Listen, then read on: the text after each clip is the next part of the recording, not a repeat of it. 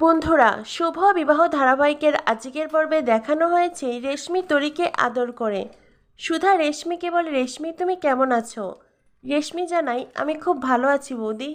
আমি চাকরি করছি, নিজের পায়ে দাঁড়িয়েছি, আর এই সব কিছু হয়েছে তোমার জন্য।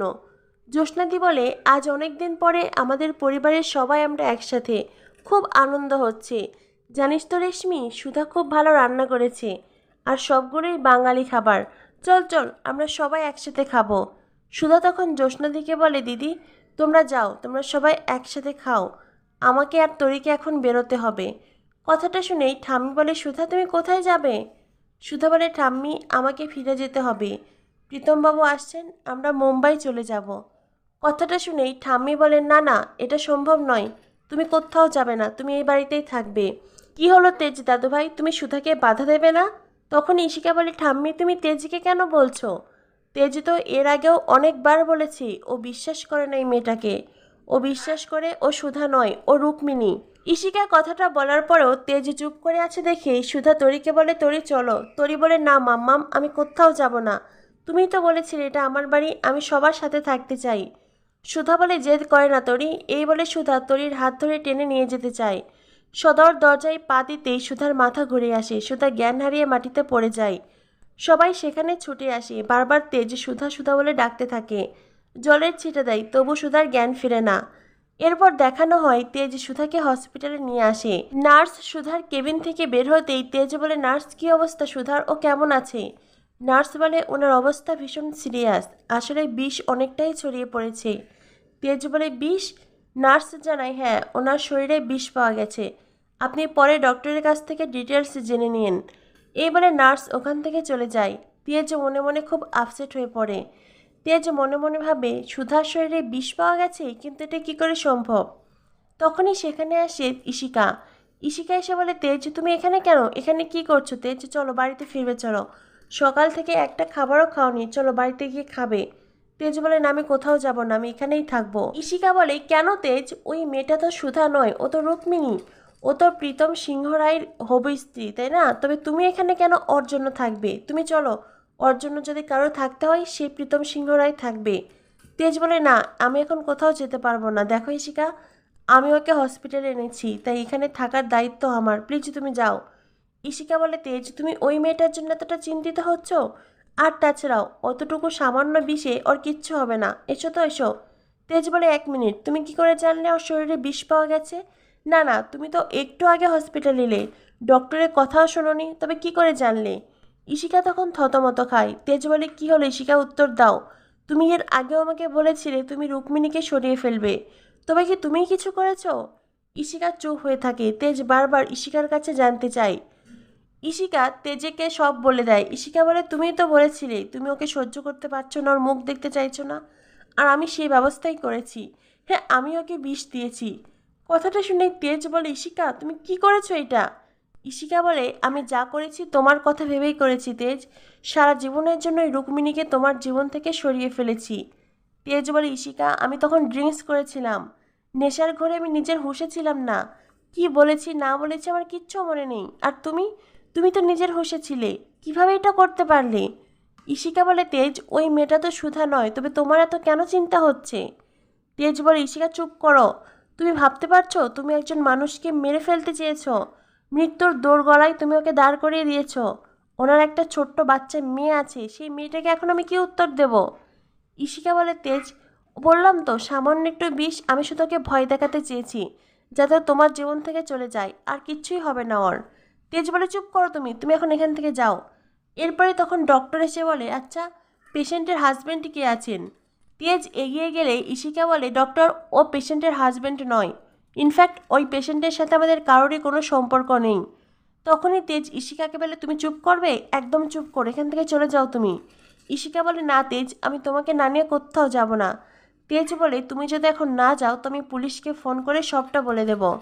পুলিশের ভয়ে ইশিকা ওখান থেকে চলে যায়। ডক্টর তেজকে বলে, দেখুন আপনাদের যত ঝামেলা আছে হসপিটালের বাইরে গিয়ে করবেন, এটা ঝামেলা করার জায়গা নয়। আমি যেটা বলতে চাই, আমরা পেশেন্টের শরীর থেকে বিষ বের করেছি, তবে ওনার শরীরের অনেকটা জায়গায় ছড়িয়ে গেছে, তাই যতক্ষণ না পর্যন্ত ওনার জ্ঞান ফিরছে, উনি ঠিক করে কথা বলতে পারছে, তত সময় কিছুই বলা সম্ভব নয়। এবারে ডক্টর ওখান থেকে চলে যায়। তখনই সেখানে আসে তরি, সমুদ্র, ঝিনুক। তরি এসে কাঁদতে থাকে, তার মাম্মাম কেন তার সাথে কথা বলছে না, বারবার করে সুধাকে ডাকতে থাকে। অন্যদিকে তেজ তরিকে সামলাতে চেষ্টা করে। তরি তার বাবাকে জড়িয়ে ধরে কাঁদে আর বলে, বাবা তুমি মাম্মামকে বলো না আমার সাথে কথা বলতে, মাম্মাম কি আমার উপরে রাগ করেছে? ঝিনুকও তরিকে সামলাতে চেষ্টা করে, তখনই সুধা অদ্ভুত আচরণ করে আর তারপরেই সুধা সেন্সলেস হয়ে যায়। এরপরেই সমুদ্র গিয়ে ডক্টরকে ডেকে আনে। ডক্টর এনে সুধাকে অক্সিজেন দেয়। ডক্টর জানায় ওনার বারবার অক্সিজেনের প্রবলেম হচ্ছে। ডক্টর বলেন, প্লিজ আপনারা কেবিন ফাঁকা করুন, আপনারা বাইরে গিয়ে অপেক্ষা করুন। তেজ সমুদ্র ওখান থেকে বেরিয়ে যায়। তেজ তরিকে নিয়ে বেরিয়ে এলেই ডক্টর জানায় আসলে বিষ অনেকটাই ছড়িয়ে পড়েছে, তো সেই কথাটা ঝিনুক শুনতে পায়। ঝিনুকের তখন মনে পড়ে যায় ইশিকা সুধাকে শরবত দিয়েছিল। ঝিনুক মনে মনে বলে, তার মানে ইশিকাই সেই শরবতের সাথে বিষ মিশিয়েছে। এদিকে বসু মল্লিক বাড়ির সবাই গজাননের কাছে প্রার্থনা করছেন যাতে গজানন সুধাকে সুস্থভাবে ফিরিয়ে দেয়। তখনই তরিতা জানায় দিদিভাইয়ের খাবারে কেউ বিষ মিশিয়েছে। আমার মনে হয় এই বাড়িতে কেউ এটা করেছে। কথাটা শুনে ঠাম্মি বলেন, এই বাড়িতে কে সুধার খাবারে বিষ মেশাবে? এদিকে সার্থক ইমন মিটমিট করে হাসতে থাকে। সার্থক ইমনকে বলে, ওয়াও, আমাদের কাজটা এত সহজে কে করে দিল বলো তো? ইমন বলে, আমি একটু একটু গেস করতে পারছি। সার্থক বলে, কে? ইমন জানায়, আমার মনে হয় তেজের নতুন দেওয়ানি ইশিকা। কথাটা শুনে সার্থক হাসতে থাকে। অন্যদিকে দেখানো হয় তেজ তরিকে গল্প বলে খাইয়ে দিতে চায়, কিন্তু তরি খাবে না, কারণ তরির মাম্মাম তার সাথে কথা বলছে না। তেজ বারবার করে তরিকে বোঝাতে থাকে, কিন্তু তরি উল্টো তেজকে বলে, বাবা মাম্মাম সুস্থ হলে আমরা সবাই একসাথে থাকবো তো? জানো তো বাবা, মাম্মাম আমার চাইতেও বেশি তোমায় ভালোবাসে। তেজ বলে, তোমাকে এই কথা কে বলেছে? তরি বলে, মাম্মামই তোমাকে বলেছে, মাম্মাম তোমায় অনেক ভালোবাসে, তুমি অনেক ফাইট করো, অনেক কিছু বলেছে। তোমাদের যেদিন প্রথম দেখা হয়েছিল তুমি ট্রেনে অনেক ফাইট করেছিলে, তারপরে গজানন পুজো করেছিলে, দুর্গা পুজো করেছিলে, একে একে অনেক ঘটনা বলতে থাকে তরি। তরির মুখে এত এত সব ঘটনা শুনে তেজের মনে খটকা লাগে। তেজ মনে মনে ভাবে, এত সব কথা রুক্মিণী কি করে জানলো? তবে কি আমি শুরু থেকে বলছিলাম? সত্যি কি ও আমার সুধা? নইলে বাচ্চা মেয়ে ও এসব কেন বলবে? আর ও তো মিথ্যে কথা বানিয়ে বানিয়ে বলতেও পারবে না। তখনই সেখানে এসে ঝিনুক। ঝিনুক এসে তেজের হাত থেকে খাবার নিয়ে ছুঁড়ে ফেলে দেয় আর তরিকে বলে, তরি আমার সাথে এসো। এরপরেই তেজ বলে, ঝিনুক তুমি কোথায় যাচ্ছ তরিকে নিয়ে? তরি বলে, একদম নয়, একটাও কথা বলবেন না আপনি। আপনারা আমার দিদিকে বিষ খাইয়ে মারতে চেয়েছিলেন, তাই না? আমার দিদি আপনাদের জন্য কত কি করেছে, নিজের আত্মসম্মান বিসর্জন দিয়ে বাড়িতে থেকেছে, আপনাদের ব্যবসা, আপনাদের বাড়ি আপনাদের ফিরিয়ে দিয়েছে। বিনিময়ে বিনিময়ে যে কাজ শেষ হয়ে গেল, আপনারা আমার দিদিকে মেরে ফেলতে চাইলেন। তেজ বলে, ঝিনুক তুমি আমি ভুল বুঝছো, আমার কথাটা শোনো। ঝিনুক বলে, না, এতদিন আমি আপনাকে অসম্মান করতাম, অশ্রদ্ধা করতাম, আর এখন আপনার মুখ দেখতে আমার ঘৃণা করছি। সমুদ্র বলে, ঝিনুক তুমি এটা কি বলছো? তোমার কি সত্যিই মনে হয় দাদাভাই বৌদিকে মারতে চাইবে? ঝিনুক, দাদাভাই বৌদিকে ভালোবাসে। ঝিনুক বলে, শোনো সমুদ্র, এই ভালোবাসার কথা না আমার সামনে বলো না প্লিজ। হ্যাঁ, আগে আমি ভালোবাসার মানে হয়তো বুঝতাম না, কিন্তু এই 5 বছরে আমাদের জীবনের ওপর দিয়ে যা কিছু গেছে তাতে করে আমি এটা খুব ভালোভাবেই বুঝতে পেরেছি। তোমার দাদাভাই আর যাই হোক আমার দিদিকে ভালোবাসে না। যদি ভালোবাসতো তবে অন্তঃসত্ত্বা স্ত্রীকে অপমান করে বাড়ি থেকে বার করে দিতে পারতো না।